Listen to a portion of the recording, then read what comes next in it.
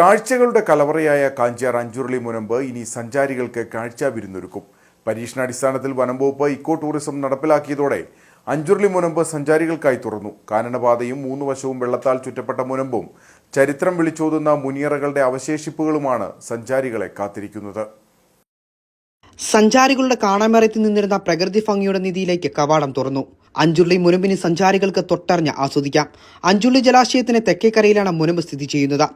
കാഞ്ചിയാർ പള്ളിക്കവലയിൽ നിന്നും പേഴുകണ്ണ റോഡിൽ ഏകദേശം 2 കിലോമീറ്റർ സഞ്ചരിച്ചാൽ തേക്കിൻകൂപ്പെത്തും. അവിടെയാണ് മുനമ്പിലേക്കുള്ള പ്രവേശന കവാടം.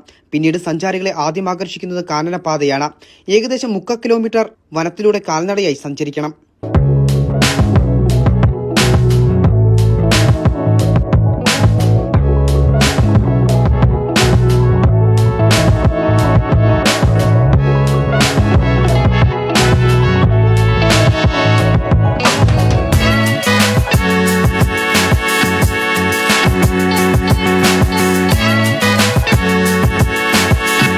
കാനനപാതകൾ താണ്ടിയെത്തുന്നത് പ്രകൃതിയൊരുക്കിയ വിസ്മയ കാഴ്ചകളുടെ കലവറയിലേക്കാണ്.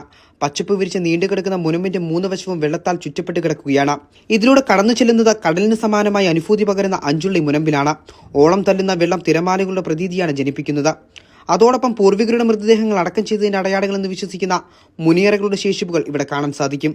കൂടാതെ നിരവധി നന്നങ്കാടുകളും ഇവിടെ നിന്ന് ലഭിച്ചിട്ടുണ്ട്. അതോടൊപ്പം അഞ്ചുരുളി തുരങ്കത്തിൽ നിന്നുള്ള വെള്ളച്ചാട്ടവും ഇടുക്കി വന്യജീവി സങ്കേതത്തിന്റെ വിവിധ ഭാഗങ്ങളും കരടിയൽ എന്നറിയപ്പെടുന്ന ഗുഹയുമെല്ലാം ഇവിടുത്തെ കാഴ്ചകളാണ്.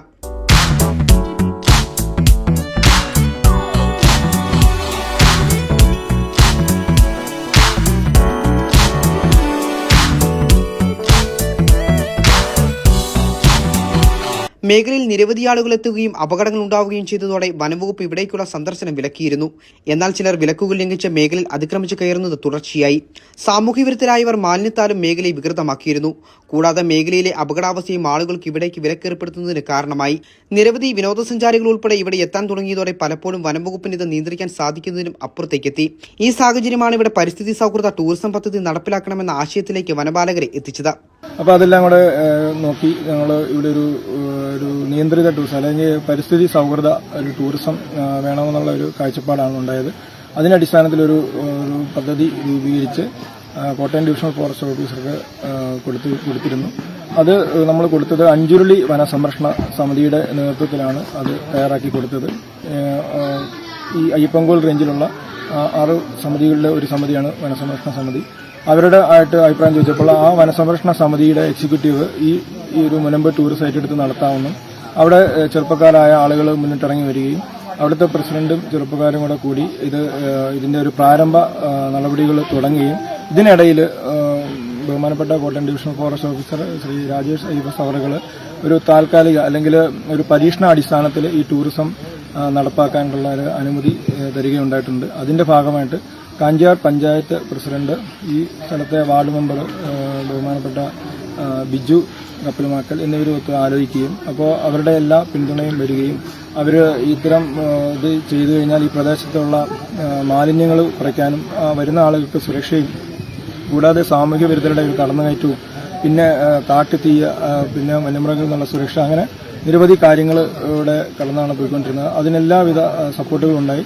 കഴിഞ്ഞ ദിവസം ഇവിടെ പ്രദേശവാസികളുമായിട്ട് നമ്മളൊരു മീറ്റിംഗ് കൂടുകയും അവരുടെ പൂർണ്ണ പിന്തുണ ഇതിനകത്തുണ്ടാവുകയും ചെയ്തതിന്റെ അടിസ്ഥാനത്തിൽ ഇന്ന് രാവിലെ ബഹുമാനപ്പെട്ട കാഞ്ചിയാർ പഞ്ചായത്ത് പ്രസിഡന്റ് ഇന്നത്തെ ഈ മുനമ്പ് എക്കോ ടൂറിസം ഔദ്യോഗികമായി ഉദ്ഘാടനം ചെയ്തിട്ടുണ്ട്. അതിൽ എല്ലാ ആളുകളുടെയും പങ്കാളിത്തം പ്രതികളുണ്ടായിട്ടുണ്ട്. അതിന്റെ കൂടെ തന്നെ അതിനുശേഷം ഇവിടെ ഒരു SHG രൂപീകരിച്ചു. 10 പേരടങ്ങുന്ന ഒരു SHG ആണ് രൂപീകരിച്ചത്. ആ SHGയുടെ ഒരു സപ്പോർട്ടും കൂടെ കൂടിയാണ് ഈ വനസംരക്ഷണ സമിതി ഈ മുനമ്പ് എക്കോ ടൂറിസം ഈ പരീക്ഷണാടിസ്ഥാനത്തിൽ ഇപ്പോൾ നടത്തുന്നത്. കാഞ്ചിയാർ ഗ്രാമപഞ്ചായത്ത് പ്രസിഡന്റ് സുരേഷ് കുഴിക്കാട്ടിൽ പദ്ധതിയുടെ ഉദ്ഘാടനം നിർവഹിച്ചു. 10 പേരടങ്ങുന്ന SHG രൂപീകരിച്ച അതിന്റെ പിന്തുണയോടുകൂടിയാണ് പദ്ധതി നടപ്പിലാക്കിയത്. മുൻപ് കാണാനെത്തുന്നവർക്ക് സുരക്ഷയൊരുക്കാൻ 4 ഗൈഡുമാർ ഉൾപ്പെടെ മേഖലയിലുണ്ടാകും. കൂടാതെ നിർദ്ദേശങ്ങൾ ഉൾപ്പെടെ ടിക്കറ്റ് കൗണ്ടറുകളിൽ നിന്നും സന്ദർശകർക്ക് നൽകും. രാവിലെ 8 മണി മുതൽ വൈകുന്നേരം 5 മണി വരെയാണ് ആളുകൾക്ക് തുരങ്കത്തിലേക്ക് സന്ദർശനം അനുവദിച്ചിട്ടുള്ളത്.